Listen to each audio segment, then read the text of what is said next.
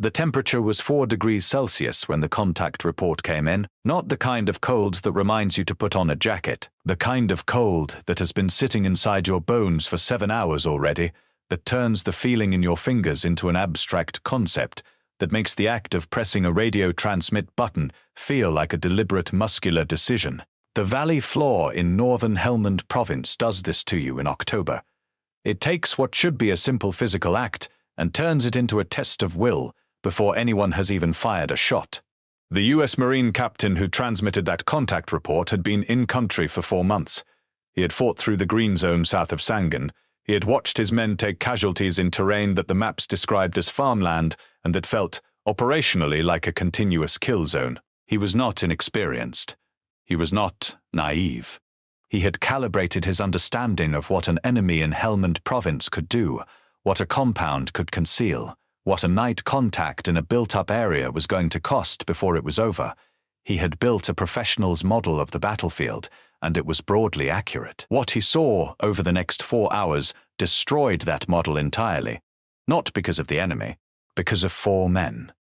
Before we go any further, if you found this video because you already know that the most important military stories are the ones nobody talks about, this channel exists for exactly that reason. Follow it. What comes next will explain why. 4. The number is worth sitting with before we go any further. Not a company, not a platoon, not even a section. 4 men moved into a network of compounds where, according to intelligence assessments, between 80 and 120 insurgents were fortified, armed, and waiting. By dawn, that network was silenced.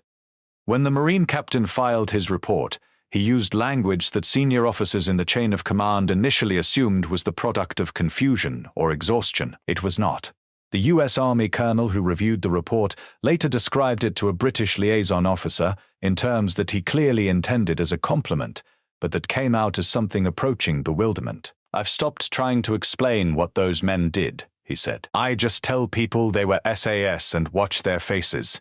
This is the story that the public record has been careful not to tell in full. It sits in the gap between what was officially reported, what was operationally acknowledged, and what actually happened on the ground in Helmand during the most violent years of the British and American campaign in southern Afghanistan. It is a story about 4 men. It is also a story about everything that produced those 4 men, everything they had survived to get to that valley floor, and everything the enemy had already begun to understand about what British Special Forces represented in this particular war. Because the Taliban in Helmand were not innocent of who they were dealing with. By 2008, the year that concerns us here, word had moved through the insurgent networks in southern Afghanistan in the way that information moves in a conflict zone, organically, urgently, and with the kind of specific detail that people attach to things they are genuinely afraid of. The fighters in Helmand knew about the small British teams. They had a name for them. Not the operational call sign, not the official designation, a name they had given themselves, in Pashto, that translated roughly as the ones who come from the dark. Not from the night. From the dark specifically. The distinction mattered to the men who coined it. Night they could deal with. Night they could post sentries against.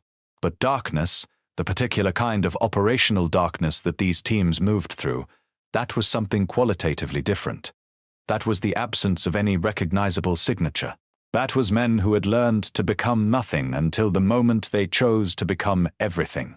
This is how you understand what the Marine captain saw. You have to understand what it took to build those 4 men before you can understand what they did.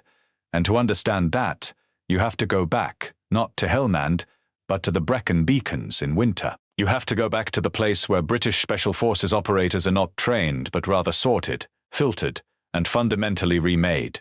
The SAS selection process is not designed to find the best athletes. It is designed to find the men who have internalized suffering as a baseline condition and learned to function within it as though it were normal. This is a specific and difficult thing to manufacture through design, and the British approach to it is one of the oldest and most replicated Special Forces selection methodologies in the world. It has been copied by the Americans, the Australians, the Canadians, the Germans, and almost every serious special operations force that emerged in the second half of the 20th century.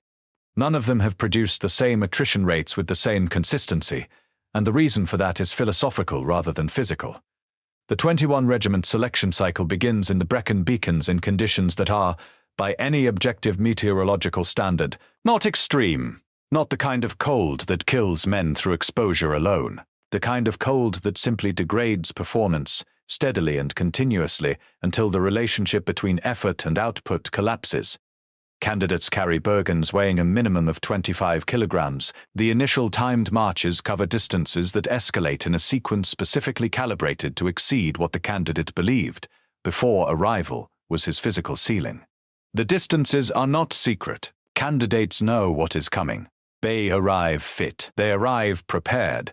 And then the weather takes everything they prepared, and the distance takes everything the weather left, and what remains at the end of the march is either a man who can function in that state or a man who cannot. The pass rate across the full selection cycle historically sits below 10%.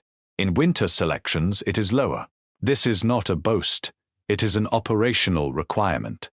The regiment has maintained this standard since the 1950s because the mathematics of special forces warfare demand it. An SAS troop operating behind enemy lines, or in the kind of compound clearance environments that Helmand presented, cannot afford to contain a man who will hesitate at the moment of maximum difficulty. Every man in that four-person patrol moves with the absolute confidence that the man beside him has been tested to a standard that institutional validation cannot replicate. This is not esprit de corps, it is operational certainty. It is the difference between a team that functions as a single organism in a crisis and a team that functions as four individuals who happen to be in proximity to each other. The training that follows selection is 18 months of specialization across 4 operational squadrons, each with their own environmental and technical focus. The mountain troop operators who deployed to Helmand in 2008 had been through selection, continuation training, cross-training with Allied Special Forces, and multiple previous operational deployments. The men who were not on their first tour of Afghanistan were, in many cases, on their 3rd or 4th. They had accumulated an understanding of the Helmand operating environment that was, by that point, institutional. They knew which compounds had secondary exits before they entered. They knew which configurations of doors and windows indicated which defensive arrangements inside. They knew, from accumulated experience across dozens of similar operations, exactly where the triggerman would be standing. The American Marines in Helmand in 2008 were well-trained, well-equipped, and well-led. They had been through their own rigorous preparation. But their preparation was designed for a different set of problems. The Marine Corps is built to project mass, to seize ground, to hold terrain through weight of presence and firepower. It is an extraordinary institutional capability. It is not the same capability as 4 men moving through a Taliban command compound in total darkness, without any of the signature that 200 Marines moving to the same objective would inevitably produce. These are not competing claims about relative excellence. They are descriptions of fundamentally different tools designed for fundamentally different purposes. What the Marine captain was about to witness was not a demonstration of Marine inadequacy. It was a demonstration of what happens when the right tool meets the right problem. That problem had been building in northern Helmand for 6 weeks before the night in question. The compound network that operational intelligence had been tracking sat on the western bank of the Helmand River, approximately 14 kilometers north of a district center that British and American forces had been trying to stabilize for the better part of a year. It was not architecturally remarkable. High mud walls, the typical Helmand construction, interconnected courtyards, a series of outbuildings that could function as sleeping quarters or weapons storage, or both simultaneously. From the air, it looked like every other compound in a 40-kilometer radius. The distinction was what was inside it. The network had been functioning as a Taliban command and logistics node for the better part of a fighting season. The commanders operating from within it were not mid-level fighters.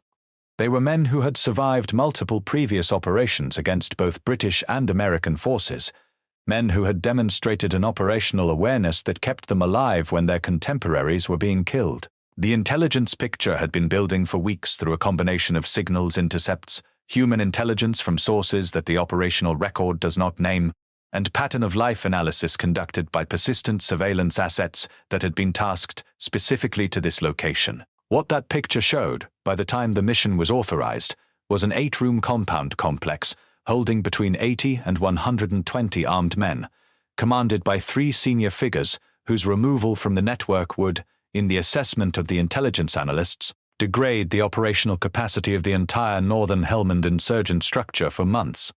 The problem was geometry. The compound sat in a position that made conventional assault extremely costly. The approaches were overlooked. The surrounding terrain offered fields of fire that favored defenders. A deliberate assault by a conventional force would require significant preparation, would almost certainly alert the occupants, and would face the specific tactical problem of fortified urban terrain where the advantage lies consistently with the party that is already inside. The intelligence assessment was explicit. A conventional assault against this position by a force of appropriate size to guarantee success would produce British or American casualties that were, in the clinical language of operational planning, unacceptable relative to the objective's strategic value. There was a second option. It had been on the table since the intelligence picture had matured to the point where the compound location was confirmed.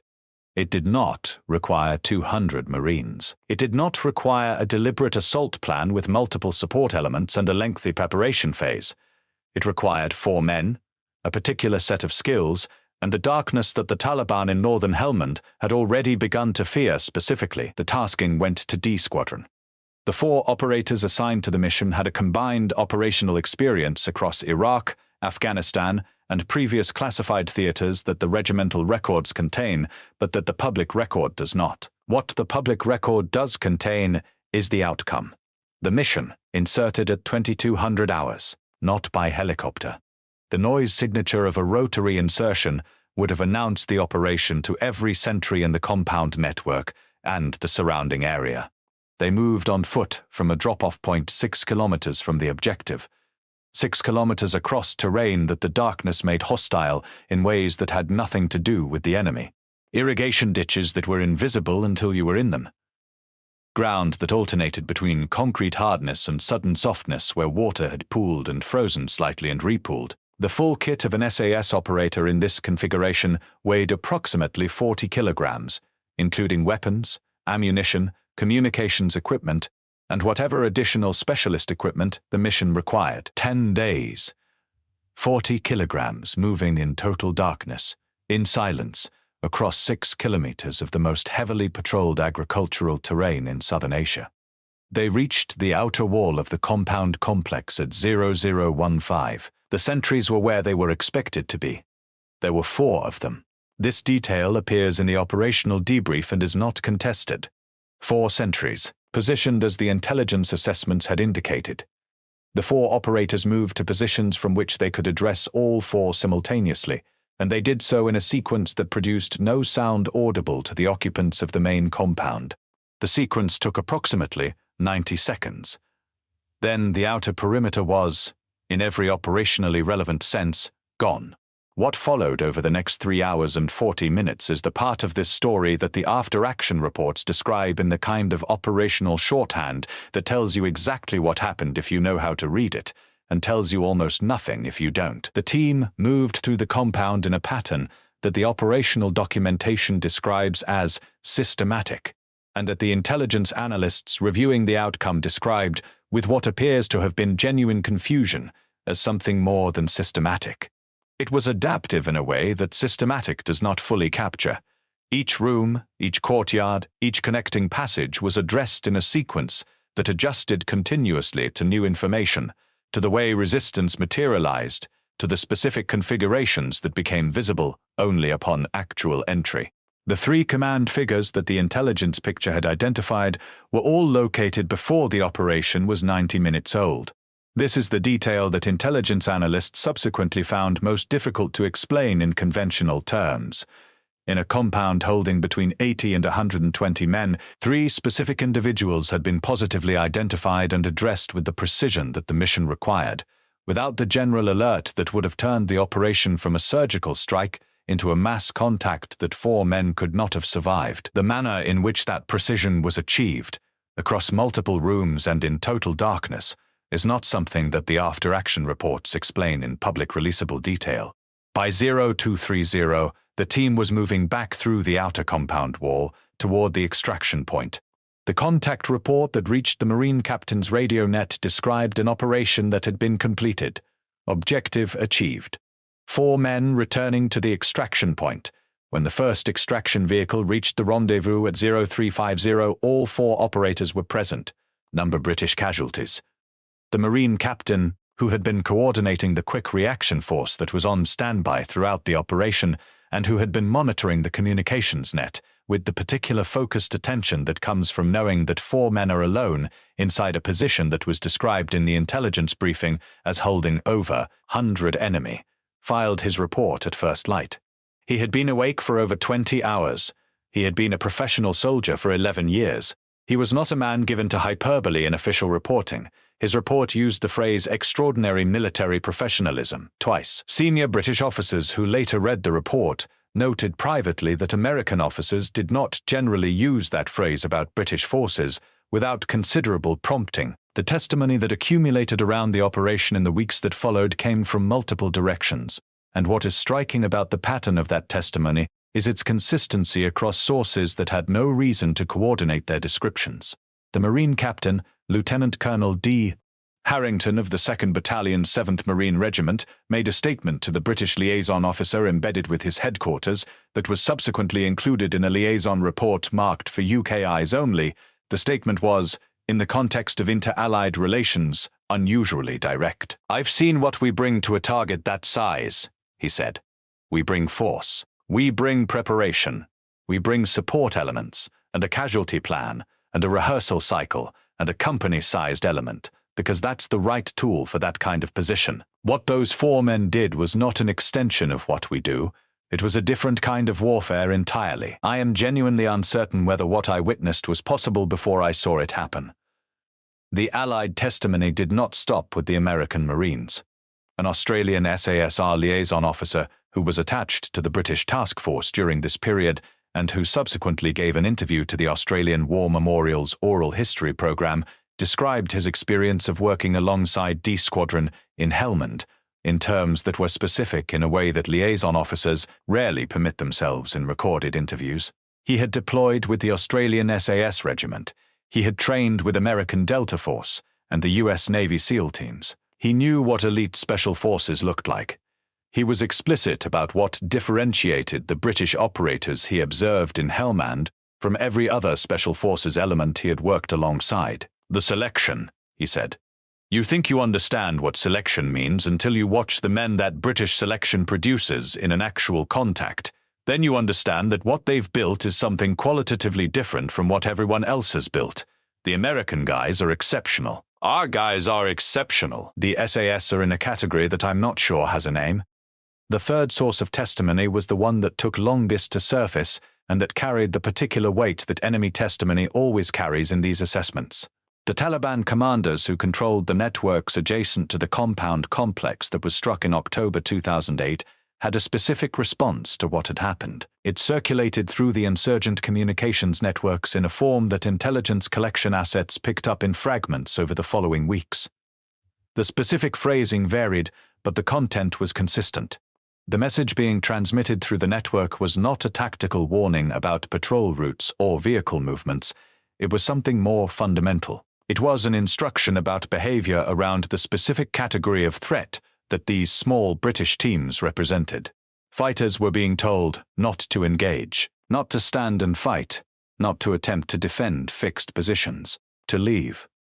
The word being used in the Pashto of the Northern Helmand insurgent network was a term that the analysts translated as those who cannot be held, not in the sense of prisoners who escape, in the sense of water or fire, something that cannot be contained by any fixed structure you build to contain it. The compounds that had been the strength of the Taliban position in Helmand, the high walls, the interconnected rooms, the choke points, and the fields of fire were being described in internal Taliban communications as liabilities specifically when they faced this particular category of British operator. The compound, which had been a fortress against conventional assault, was apparently a trap when these men arrived. This is what enemy testimony confirms that no official record fully states. The Taliban in Helmand did not simply fear British special forces in the abstract way that any combatant fears any effective enemy. They had developed a specific doctrinal response to a specific capability. That response was essentially, do not be there when they come, because if you are there when they come, the compound walls will not protect you. The numbers will not protect you. The darkness will not protect you. These are men who belong to the darkness more completely than you do. They have trained for years to make the darkness their operational medium in a way that no amount of local knowledge compensates for.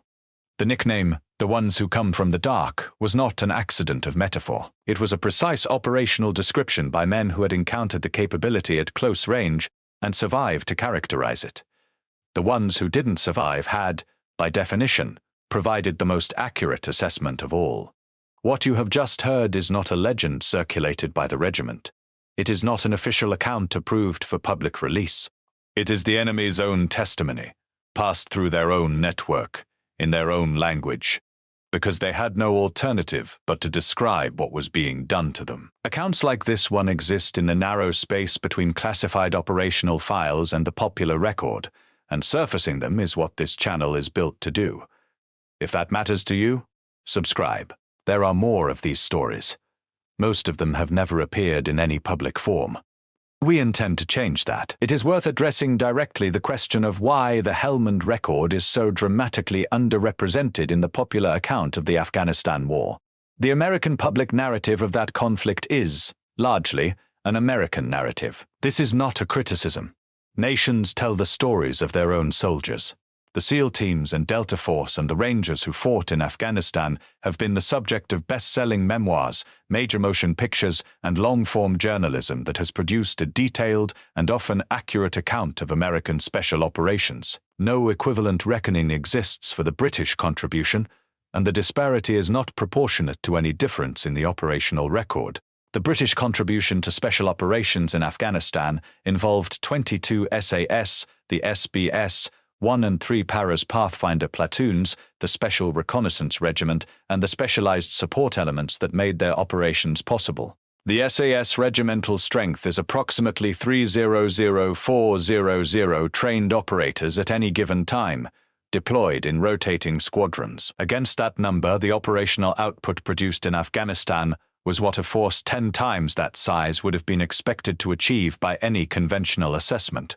The stories that did not emerge from that campaign are not missing, because nothing happened. They are missing because the operational security culture that the British Special Forces community maintains has no equivalent anywhere in the Allied world. And because the media asymmetry that shapes how this war is remembered has produced a global information environment in which American operations in the same theater, with comparable or inferior results, received institutional support for their public narration that British operations simply did not. The composite picture of what British Special Forces achieved in Helmand across 13 years does not exist in any public form that does justice to the record.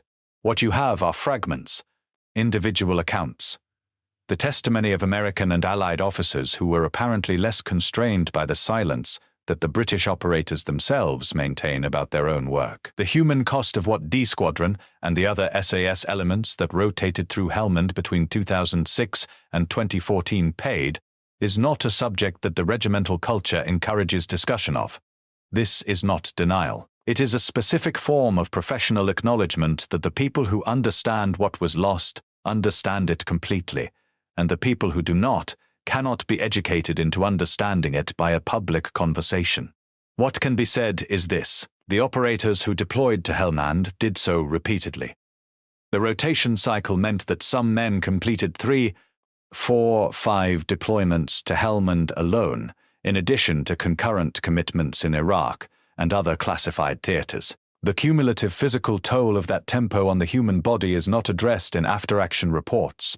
The cumulative psychological weight is addressed even less. What the families have said, in the careful language that British military families use in public contexts, is that the men who came back were not the same men who left. The specific psychological terrain of extended periods of sustained lethal action at close range, in small teams, without the psychological buffering of a larger formation, produces a specific kind of damage that is not well understood outside the very small community that shares it. The operators who were killed are remembered within the regiment internally, specifically and without the public ceremony that the wider military community uses to process loss. Some are named on the regimental memorial at Sterling Lines. Some are described in operational histories only as a member of D Squadron, because even in death, the operational security culture that defined their lives extends into how they are remembered. The Marine captain asked, through the British liaison officer, whether there was any mechanism through which the US command could formally acknowledge the 4 operators involved. The answer was characteristically British. The operators would not seek recognition. The regiment would not seek recognition on their behalf. The most appropriate acknowledgement of what they had achieved was the operational outcome itself. The Marine captain described this response, in a personal letter later shared with a British military historian, as the most professional thing I've ever heard and also the most aggravating. That tension between the scale of what was achieved and the absolute absence of any desire to publicize it is the defining characteristic of the British Special Forces relationship with their own excellence. They built something extraordinary. They refused to tell anyone about it. And the stories leaked out anyway, through enemy testimony and Allied reports and the occasional declassified fragment, into the fragmentary record that forms the basis of accounts like this one. The doctrinal legacy of what the SAS developed and refined in Helmand is not fully visible in any public document, but its outlines are apparent in the way that special forces from Allied nations subsequently restructured their own small team direct action capabilities.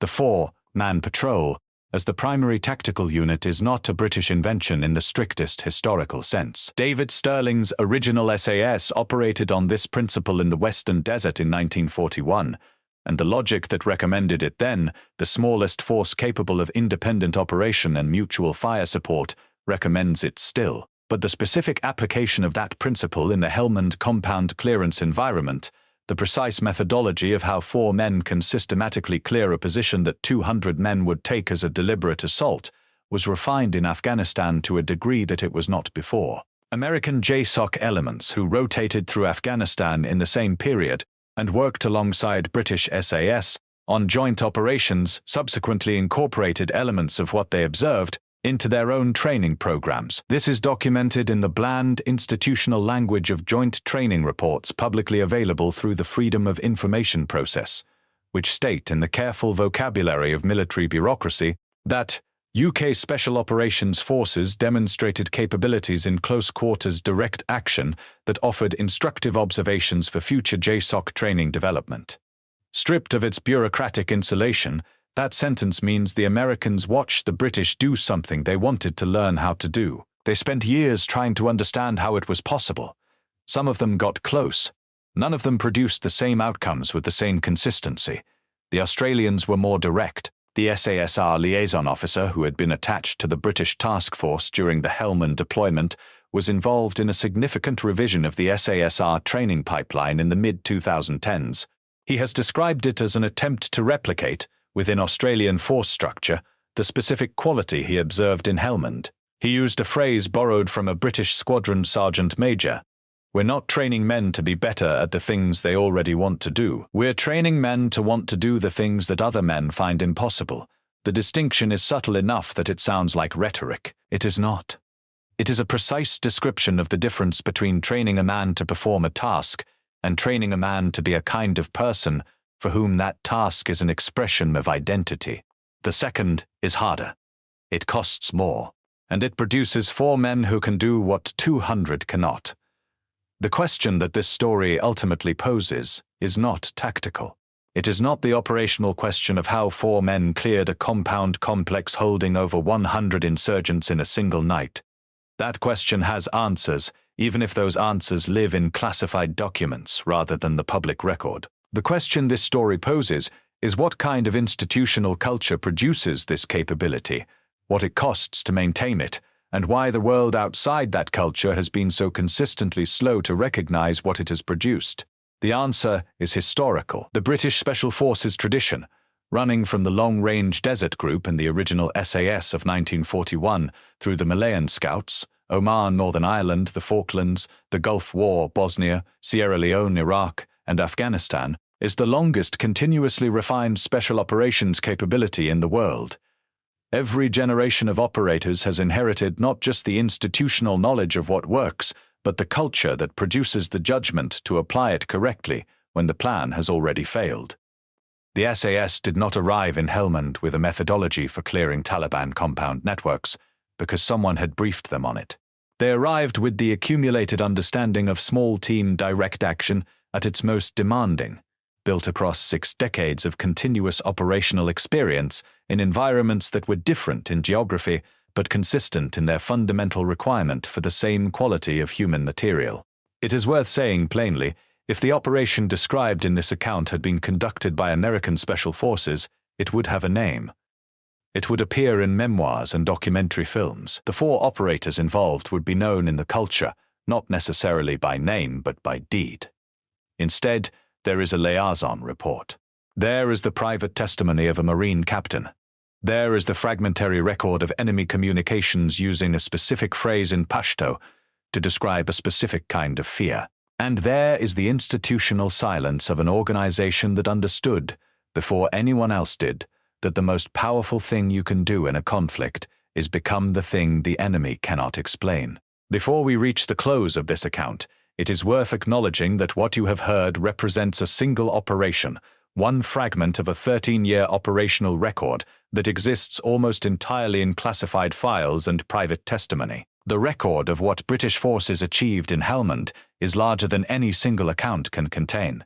If you want to be here when the next fragment surfaces, subscribe to this channel. The work of assembling this picture is not finished.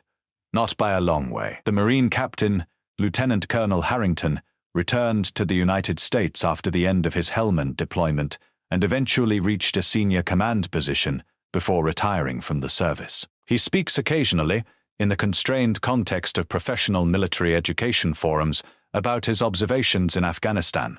He does not generally speak publicly about the night of October 2008. When he does speak about it, it is always in the same register. Flat, precise, with the careful language of a professional who has spent considerable time thinking about how to describe something that the available vocabulary doesn't fully accommodate. In one forum, an audience member who had attended a presentation he gave asked him directly if the British capability he described was that significant, why wasn't it more widely known? The question contained, as these questions often do, a slight implicit skepticism, a sense that surely something that extraordinary would have been impossible to keep quiet. The Marine captain's answer was brief and direct. The British don't talk about it, he said. The Taliban do. If you want to understand what happened in northern Helmand, start with the Taliban. He was right. The enemy testimony is the record that doesn't require declassification because it was never classified. It circulated through the insurgent networks in real time, in the only language that operational reality speaks. Not the language of official reports or press releases or military historians calibrating their claims against available sources, the language of men in compounds in Helmand Province telling other men in compounds in Helmand Province something that they needed to know, that the British were coming. That the darkness meant something specific when the British were operating. That the walls wouldn't help. That the numbers wouldn't help. That the thing they had built against conventional assault was not built against what was coming for them in the dark. This is the record, not the after-action report, not the liaison report marked for UK eyes only, not the regimental memorial at Stirling Lines, where some of the names that belong to this story are inscribed and some are not, because some will never be publicly inscribed anywhere.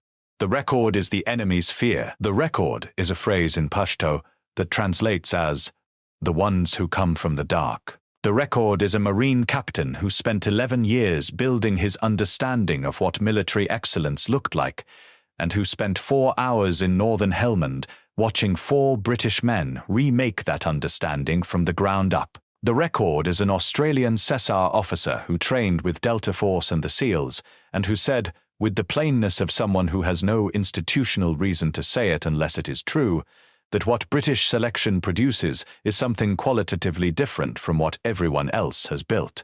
If stories like this one exist for a reason, it is because these fragments deserve to be assembled, because the operators who produced this record, and who will never produce it themselves, are owed at least the acknowledgement that what they built in the mountains of Wales and the compounds of Helmand, in the dark and in the cold and in the precise accumulation of 18 months of training and 6 decades of institutional refinement, was something that the world noticed, even when the world wasn't supposed to know. The channels that exist to surface these stories, the accounts that sit in classified documents and liaison reports, and the private testimony of Allied officers, and the fear transmissions of an enemy that knew what was coming before the public did, are the closest thing to a public record that this tradition is going to produce. If that matters to you, if you understand that these stories exist and that someone has to dig for them, then you already know what this channel is for. And you know that there are dozens of accounts like this, one still buried in the gap between what was officially reported and what actually happened. The story of what British Special Forces achieved in Helmand over 13 years is not a story that has been fully told. It is a story that is, in fragments and approximate limitations and the careful testimony of people who were there, beginning to be told. This is one fragment in classified operational records that will be released eventually, in the personal accounts of Allied officers who are now retired and occasionally willing to describe what they observed, in the enemy communications that intelligence analysts catalogued and that contain, in the careful specific language of people describing something they are genuinely afraid of, the most honest assessment of the SAS in Helmand that the public record contains. The Taliban knew what they were dealing with before most of the world did. They gave it a name. They built a doctrine around it. They told each other not to be in the compound when it came. 4 men moved in the dark in northern Helmand one October night in 2008. When they were done, the enemy's compound network was silenced. When the Marine captain asked the British liaison officer how to formally acknowledge what those men had done, the answer he received was that there was no mechanism for that. The operators had done their work. They had gone back to where they came from. There was nothing to acknowledge because, officially, in the way the world measures military achievement, almost nothing had happened. Almost nothing had happened. Let that register. A small island nation. A regiment measured in hundreds, 4 men, and a compound that held 100 enemy that was built to resist a company that sat in darkness in northern Helmand in October and was, before dawn, gone. The Marine captain understood. The Australian SASR officer understood. The Taliban understood it first. They always do. The rest of the world is still catching up.